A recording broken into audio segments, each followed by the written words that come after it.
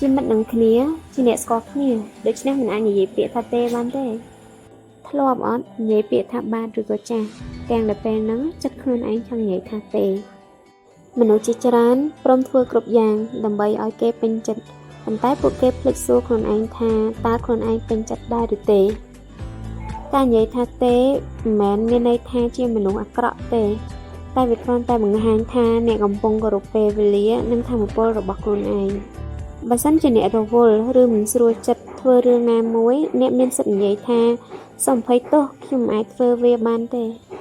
បើសិនអ្នកចេះតែនិយាយពាក្យថាបាទឬក៏ចាស់ទៅគ្រប់រឿង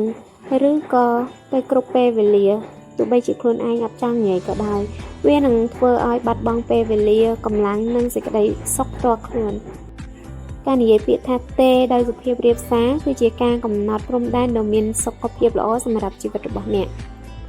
ការនិយាយពាក្យថាទេចំពោះរឿងដែលអ្នកមិនចង់ធ្វើមិនមែនជាកំហុសទេពេលខ្លះការនិយាយពាក្យថាទេទៅកាន់អ្នកដទៃគឺជាការនិយាយបាទទៅកាន់ខ្លួនឯងអ្នកព្យាយាមឆ្លើយបាទឬក៏ចាស់ទៅគ្រប់រឿងដែលគេស្នើសុំមកលើអ្នកដោយសារតែអ្នកខ្លាចគេអន់ចិត្តប៉ុន្តែអ្នកដែលសួរខ្លួនឯងដែរអត់ថាតើមនុស្សប្រមាណអ្នកដែលខ្លាចអ្នកអន់ចិត្តដែលគិតពីអារម្មណ៍របស់អ្នកក្រៅពីអ្នកខ្លួនឯង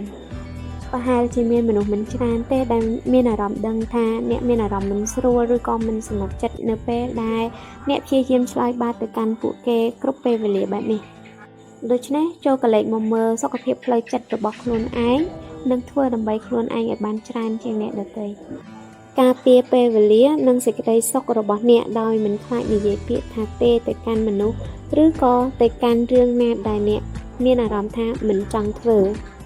សេចក្តីសុខគឺកើតឡើងពីការដែលខ្លួនឯងចេះគិតគូរអំពីខ្លួនឯងវាមិនមែនជាភាពអាត្មានិយមទេក៏ប៉ុន្តែគឺជាការរក្សានៅសុខភាពផ្លូវចិត្តតែប៉ុណ្ណោះ